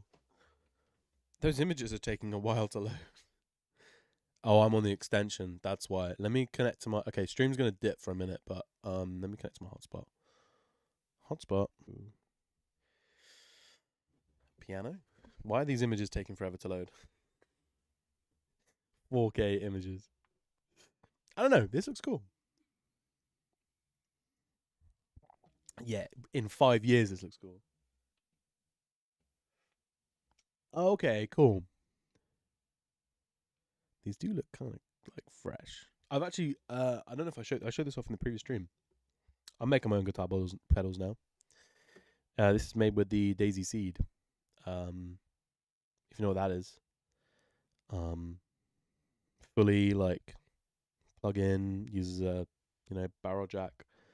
I'll be making some of these at some point, and you can purchase them. Right, let's get back to the plugdata thing, I think, because this is cool, but I'm gonna get sidetracked. So we set a min and max. Let's change a couple things. I'm gonna put this array into a subpatch.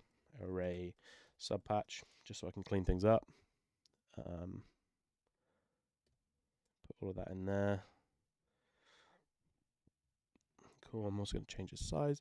Let's do 500 by 150. And remember, we are going to have to change the position of the grain samples at some point. I'm actually going to move these to the... no, I'm going to move these out to the left a little bit. Just so I can kind of get away with just hiding them out the way behind the subpatch. No, I don't think so. I'm an idiot. I got no idea what I'm doing. Properties is graph. Cool. How big did I set this? 500 by 150. Size 500 by 150. Cool. So now we have it inside of a subpatch. I'm going to set this to position 0, 0. Cool. So now we have this all in a subpatch. I'm also going to change the background color with a canvas object. I'm going to set this to 0, 0. I may consider it. I don't know. That's not really my strong point, but I may consider it. The main limitation is I'm assuming that it uses the heavy compiler or some kind of compiler, which it can't do spectral stuff, and that's kind of my jam. The second that's possible, absolutely. Let's do some UI work quickly, just making things a little bit cleaner. I'm going to move absolutely everything out the way. Let's create a backdrop. I'm going to choose a color 3838 because that's the one that I use all the time because it's Fang's default color. 0, 0. Let's do it by 1000 by 400, and let's change this to 1000 by 400. The size of it just completely is completely dependent on what kind of stuff you're making. There's no like real right or wrong size, by the way. For plugins, don't turn that into a weird quote 1, 2, 3, 4, 5, because I know you will. I know chat will. Okay, that's giving us way too much space. Let's do 700 by 300. Okay, even that. 500. That's the size of the array. 600 by 140. No, 600 by 200. 600 by 250. 600 by 250. Properties 600 by 250. Cool. Let's add some of these sliders. So we got the beginning slider, we got the end slider.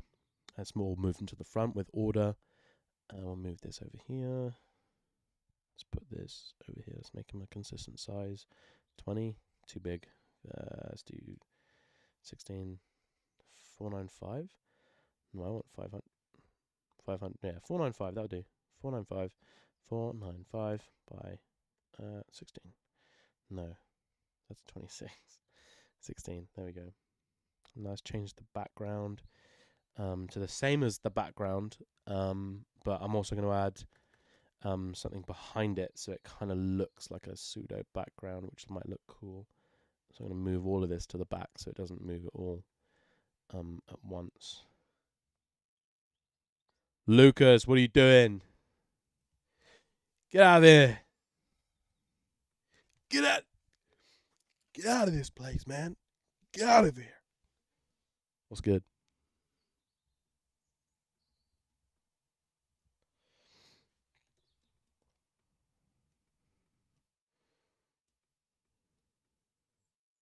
I feel like you're in my Discord or something saying slurs. No, you're not. Okay. Maybe you're saying them in your own Discord. I don't know. But hello. What the hell? What the helly? I'm going to add the octave. I'm actually going to change the octave now. I'm going to do something a little bit different. Instead of funneling the number of the H radio into the actual octave, I'm going to funnel it into like a couple of selection things that we can control the octaves with. Because we're using multiplication, we kind of need to change a couple of the numbers about. I'm going to give 5 options. So we can stand in the middle. If we set it by default in the middle, we can then go -1 octave, -2, +1, +2. Hey, what's good, man? So we're going to use a new object called cell. We'll do cell 0, 1, 2, 3, 4. So now, if we'll notice, if we funnel that into that, just funnel that into that, guys. That into that, into that. If we funnel that into that, we'll get a bang every single time we select this object sees either 0, 1, 2, 3, or 4, which is what this H radio outputs. And we can replace these bangs with messages with numbers. So let's do 0.25 and then 0.5. So that's 2 octaves down, 1 octave down, 1, which is our default, and then 2, and then 4, just like so. So now our H radio has like this 5-point control where we can down 2 octaves or up 2 octaves accurately. And we can change the color of this. So I'm going to change the color of this to 383838, and then we'll do another array like that. We'll make this, let's do order to the front. We'll make this a little bit bigger so it's kind of chilling, just like that. Kind of do the same kind of thing where I'm putting it at the edge of this. Cool. Sweet. Move that up. Oh, I didn't select the array behind it. Cool. Then we've got super basic octave. We can display this if you really want to as well. So I'm going to funnel this. Let's do this. We can like put the number here if we want, or we can use like a note. We'll get into that in a bit when we actually get around to it. Let's maybe clean up these spaghetti cables first. 2, 4, funnel out, and then we can funnel this straight into the octave. So we don't need a +1 anymore. We can just funnel it straight into the octave control. And now, if we load up a sample,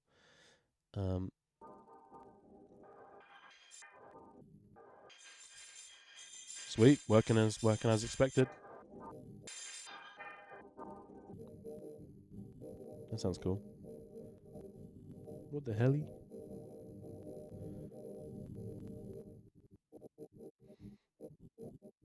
That sounds cool as hell. Sweet. Now this is looking a little bit fresher. The points between these two are not right. You're not right. There we go. Let's edit this. Move you out of the way so I can edit that. Give it a bit of a fresh move. And move you up as well. There we go. Let's give you 2 points. Cool. This is looking so much better already. We'll add the function control as well. Let's add this like we'll add the open sample button over here in a now. Let's add the toggle button as well. Let's add that here. Let's do 383838 again, and then we'll add a canvas behind it. Same old jam. To the front. You know what would be cool is adding hand tracking to this. Why did none of you recommend we should do hand tracking? Because that would be so cool. Whoa. Okay. Anyway, let's do you. Let's move you to size. That's the wrong size. There we go. And then we can move you.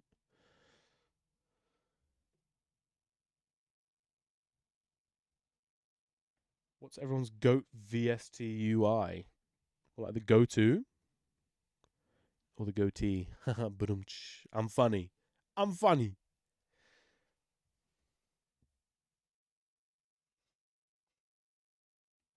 Yeah, give me a shout. That'd be really cool to do some kind of like collaborative thing on my website or something. Give me a shout. That'd be really cool. Right, I'm gonna move this to the front, and then we'll leave that the same color for now. Let's move all of you because this is kind of like a chunk. There's so much spaghetti over here, but we roll with it. Let's create a function. Let's create a place for the function even. No place for the slider.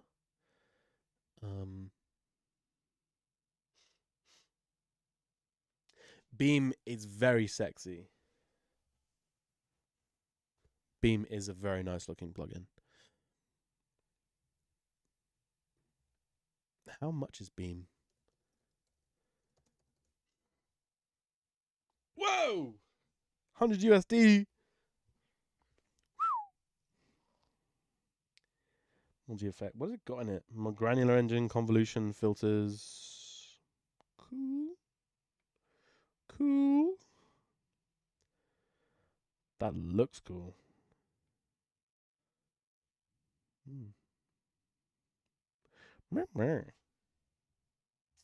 Yeah, send something, whatever, man. Give me a shout on Discord, in the Discord, https:// you and Bristow.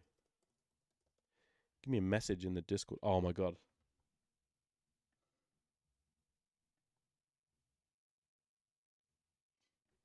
The VOD will be, I'll be editing the VOD so it all kind of works as like an actual video, because right now it's a little bit messy and it's kind of just a bit like, hello. Right? Yeah. Kind of, maybe. I don't know. If you sold something like this, I think you might get a couple of confused people. I think maybe. I don't know. Maybe 3838. No, it's 28. 383838. Cool. Order to front. Let's do the same thing. We are 1 pixel wide because we like minimalistic backdrops, don't we?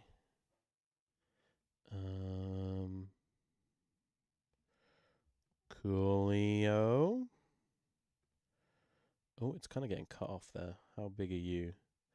619 instead 619. Cool. I've kind of gone over my size limit, but that's okay. Cool. This is looking pretty fresh. Nothing crazy, but kind of cool.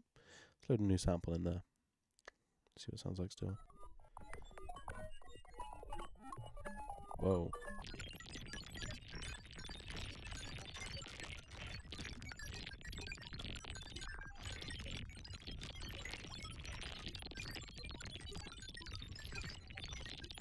Whoa. Hell yeah. Well, here you go. This video is for you. Right. Okay, cool. Let's add the main volume down here, I guess. And then maybe change do the canvas thing. Move that. Is it still the same size? Yeah, it is. So you're going to have to be 36 by 36. Move you down. Move you down. Move you up. Man across. Cool beans.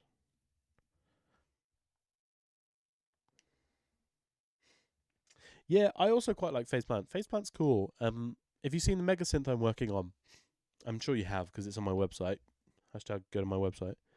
But yeah, that's very inspired by Faceplant. Very, very inspired by Faceplant. This UI is coming along. This is kind of funky, huh? We can add a file. We can control the position of the grains, the size of the grains, the actual grain shape. You know, it's coming along.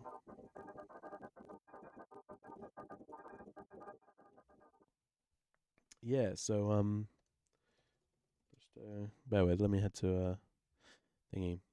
Some of the images might not load because I was doing some work on it yesterday. Yeah, no, video loading stopped. Great. I wonder if it'll even. Oh, it will. Oh dear, nope. Yeah, no, this is not gonna work.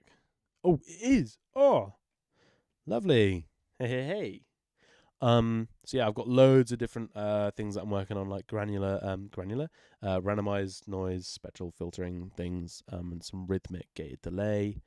If these images wanted to load, I should really make these like 280p, 2p, 2 pence. Cool FM engine. That's the only thing that's loaded. It's embarrassing. I could just load it up. I just realized I could just load it up. Let me save this granular project. 2 secs.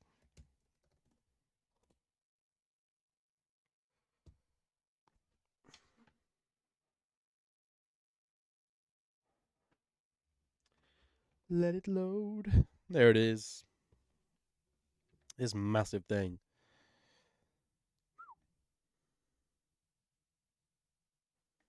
This thing's a beast. Do you know what I mean by the phase plant inspiration? Like, clearly it's been inspired by phase plant, right? Like, do you know what I mean?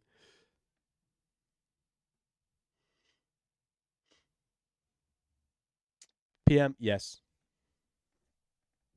It's got at the minute it's got built-in frequency modulate from everything, and it's gonna add some it's gonna have spectral resonance suppression per oscillator. So these are resonant bandpass filters. Yes, that'd be cool as well. I'm gonna work on a filter bank. I got a spectral filter in this as well, which is cool. Got loads of cool things. I need to get back to the granular synth because I'm slacking. Oh, excuse me. Don't save. Don't save. I've got hiccups now. Cool. YouTube granular. Cool. Now the UI is looking a little bit fresher. Let's add some like basic stuff. Let's add some more. Don't know. I mean, it's kind of looking basic. Let's add something that people ask me a lot. Actually, is DAW storage. So if you don't know what that is, that's when you want to save something across DAW states. That's something that isn't really talked about a lot inside of plugdata, which is super annoying. But saving across DAW states is really, really important. So we can create an object called DAW_storage. We can give it a name as well. So let's save it. Let's save the list of the function shape. And we should also do a load bang as well, like an updated load bang. Let's do a list coming out of this so we can copy this. Let's do like a basic default shape and we can copy that. I think we can copy, or maybe we could do, can we copy that? Can we not copy all of the things? Wow, we can't. Okay, cool. Can I do like a symbol at least?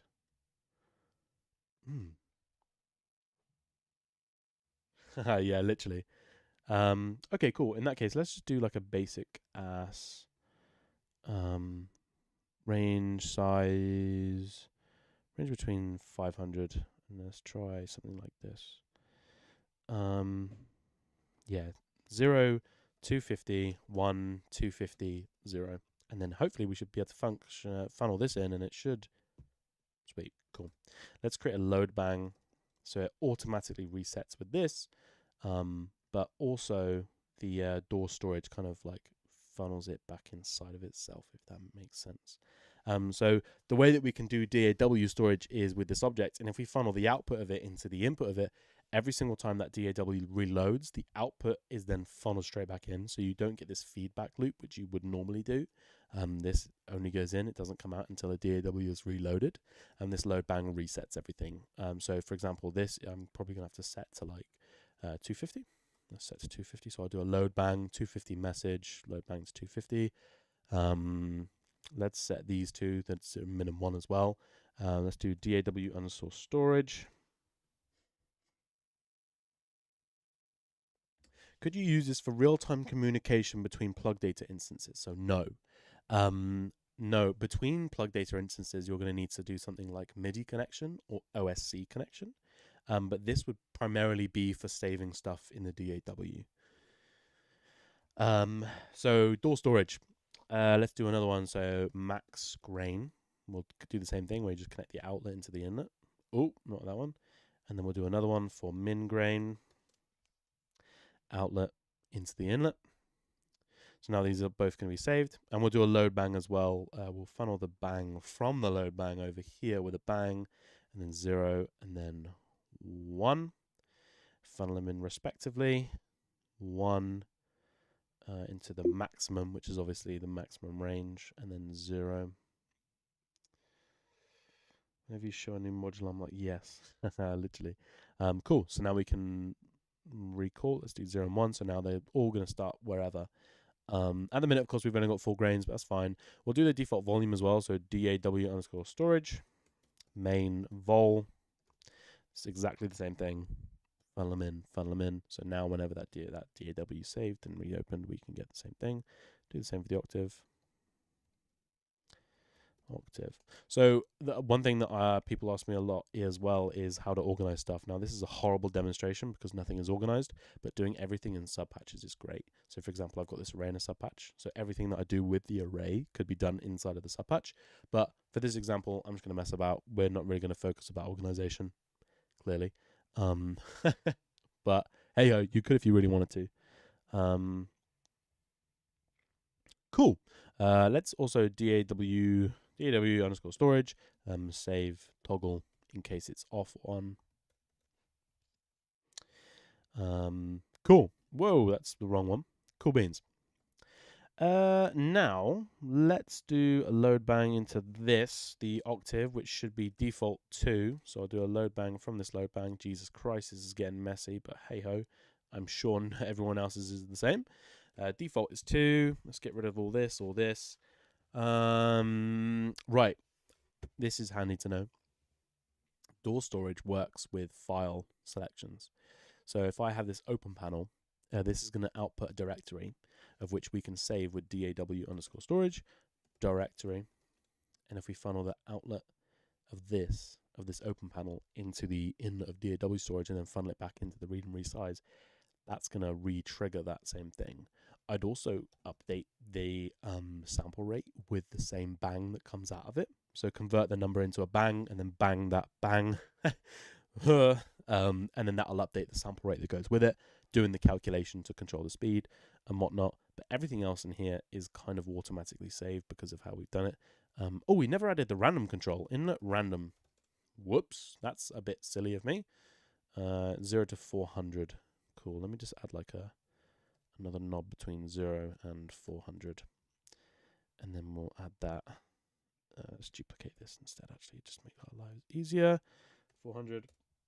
Cool. Then we'll move this across. Now we have random controls. That was a bit silly of me, wasn't it? Do the same thing as well. DAW storage. Random.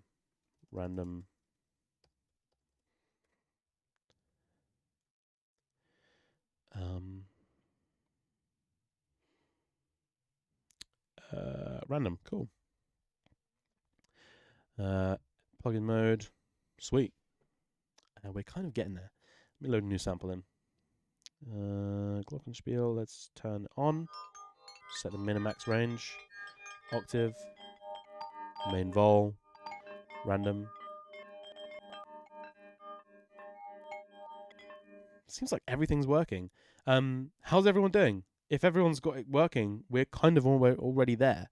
We've got a nice basis for UI. We've got length.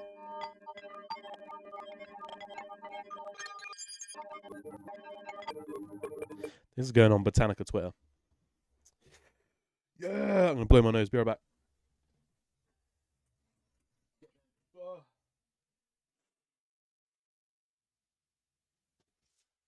Should really buy more tissue. Ugh. Cool. We've just built a granular synth. I'm going to load this up into Ableton and then kind of fiddle around with it and get some samples out of it. Because I can, and when I upload this as a VOD, it can look cool.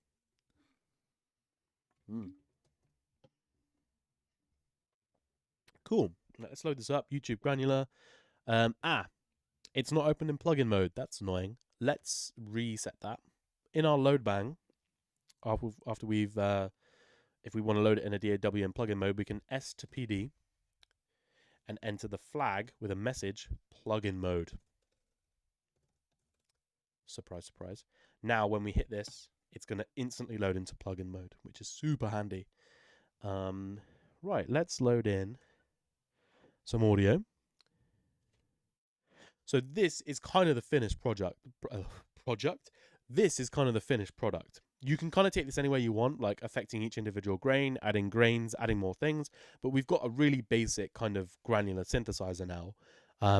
Loading samples, changing the array, changing the envelope, the speed of the envelope, volume, pitch, randomness, turning it on and off. We're kind of there. We're kind of there and done.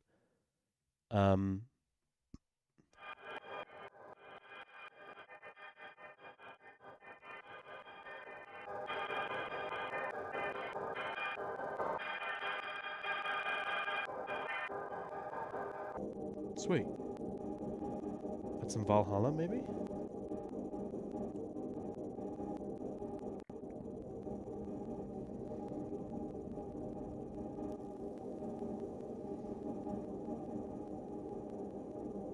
We've got ourselves a granular synthesizer, guys. Woo! Hell yeah. Cool beans. Look at that.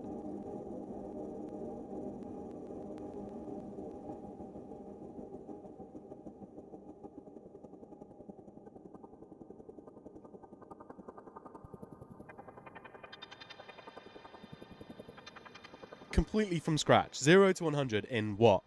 100 minutes. 107 minutes.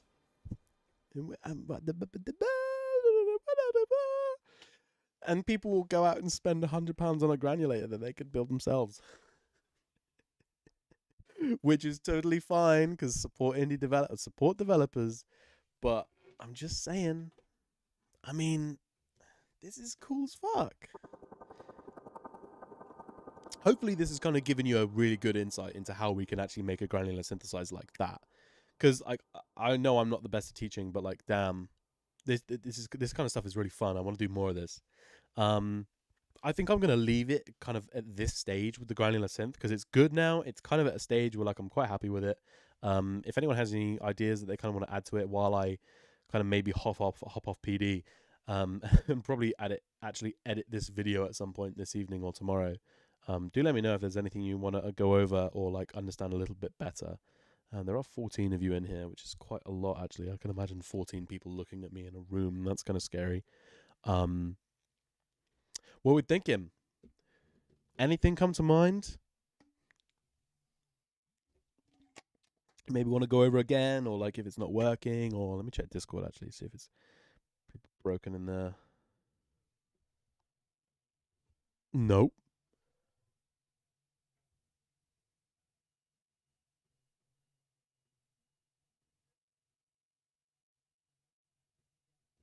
I think we're chilling.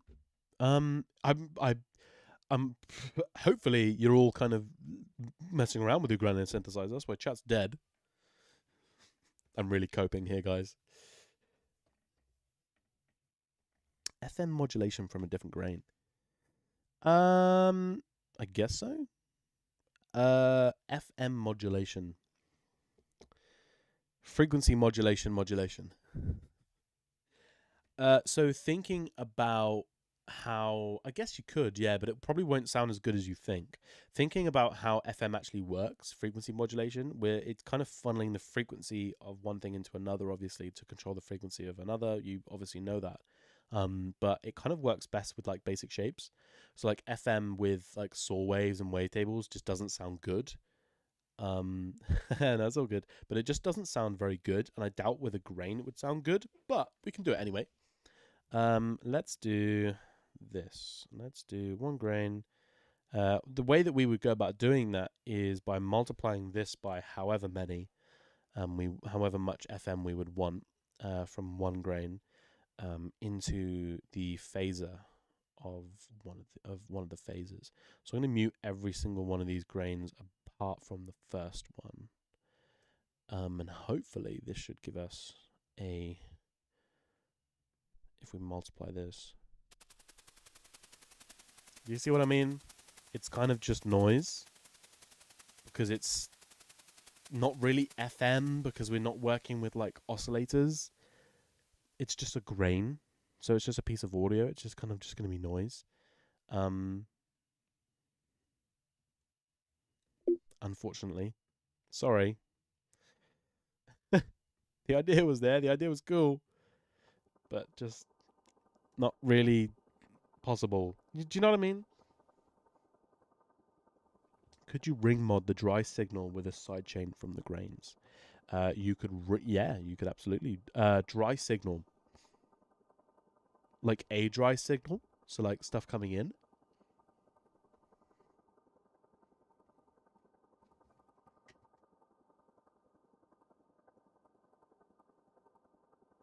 What do you mean exactly? Because this technically is the dry signal, right? Do you just mean like ring modding from each other? We could try that.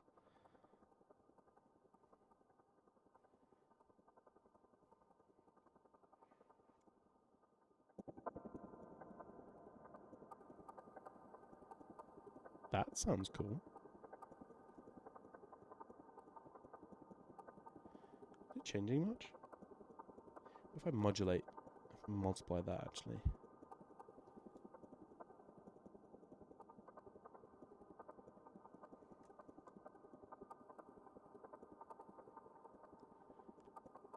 Is that changing much? I can't tell if that's changing.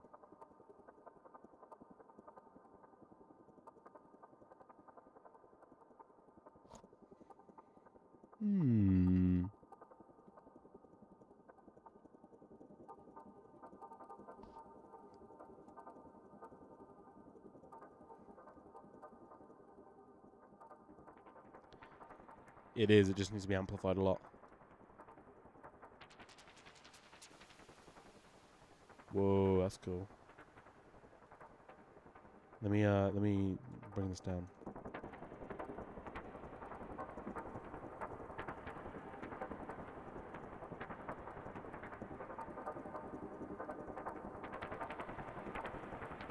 So go careful. If you're going to be amplifying by 20,000, go careful that you're actually going into the RM, not the actual audio output. Or you'll blow your brains out. So go careful. That sounds funky.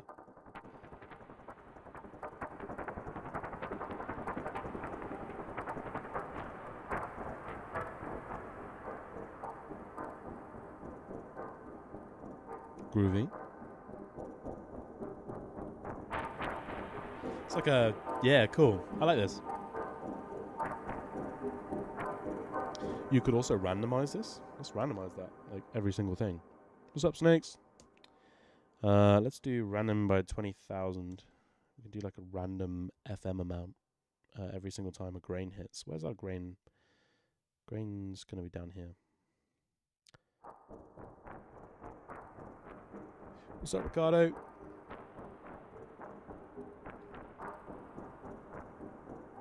So yeah, you can FM from like one to the other, and then you could probably like do a couple of them in chain as well, in a chain, and then divide by 4 again, so you don't get too crazy. But that sounds pretty funky.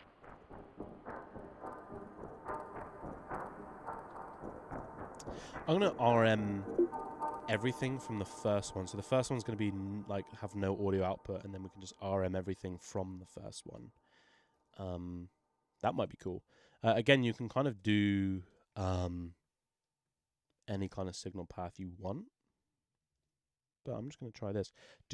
Maybe try like FM everything from everything. Everything, the band, lol. It might be cool to try out. I don't really know. I'm going to try it anyway. Make sure you got the limiter on if you're going to be doing this, because we're working with very high amplitude stuff. Please go careful with your ears. Oh, it sounds sick.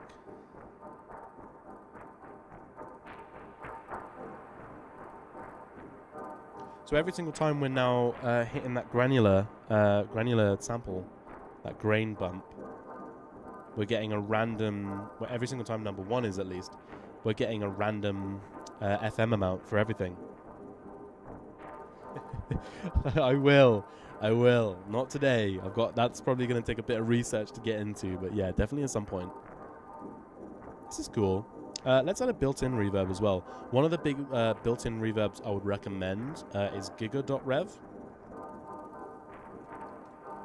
So I'm going to get rid of Valhalla Supermassive actually. And then we'll process that.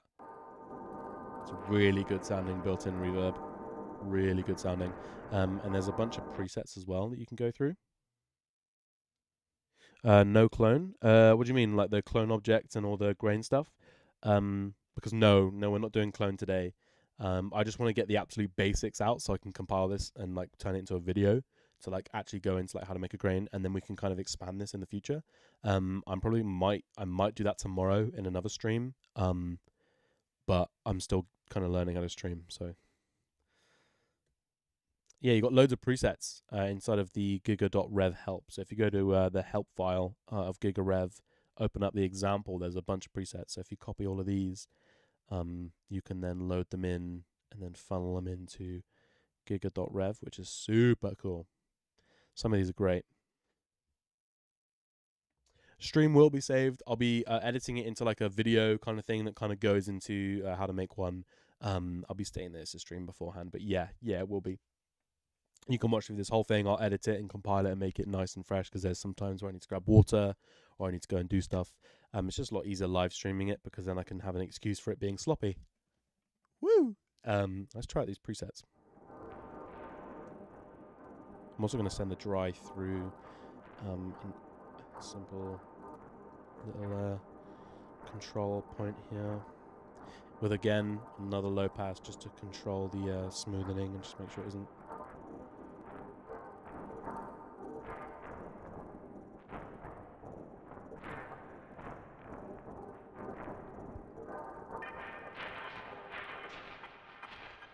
RM was a cool idea. This sounds cool. I think it sounds really cool. From 0 to 1, like 0 to 1 granular synth in 117 minutes. I think it's pretty cool. So yeah, you can take this further now. You can like add low passing between each one of the grains. You can like go and like add loads of different things. Formant shifter. Oh man, I still have not figured out how to do formants. I bet it's something so stupid and like simple that I just haven't done yet with like the in the frequency domain. But I cannot figure it out for the life of me. Nasco figured it out the other day. Sounds like Lorne's music. Yeah, no, I see that. Add like a mad kick drum that's like, and then your sound. But yeah, no, formant shifting I haven't figured out, which is so annoying. I can do everything else that I can kind of dream on and want to do, but I can't do formant shifting, which is so embarrassing. I can do like spectral preservation stuff, which is cool, but I don't know what the difference is. I just haven't looked into it yet enough.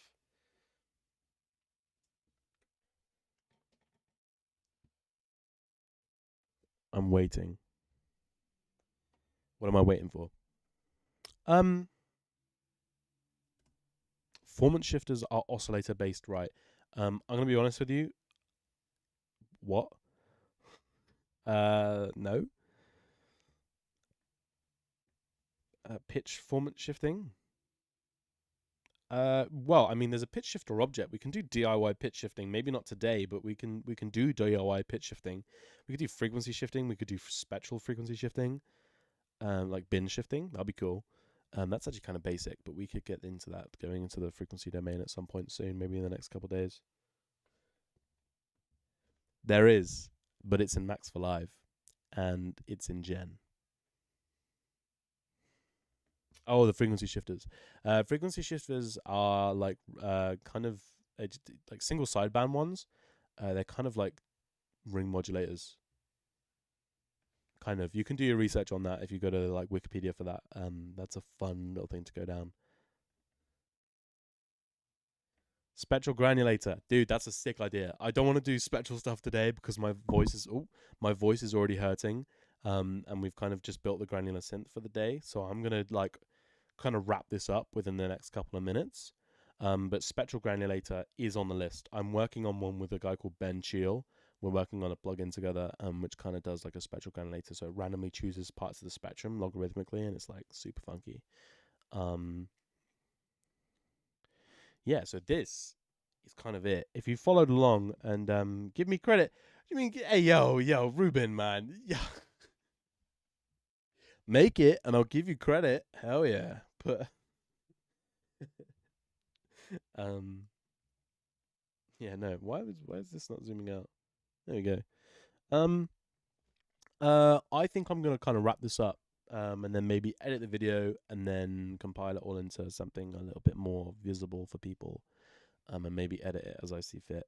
But thank you for coming along, and following along. If you followed along and you got a granular synth, hop in the Discord, bristow.com, head down there, and I'd like to see what you make, if you made this.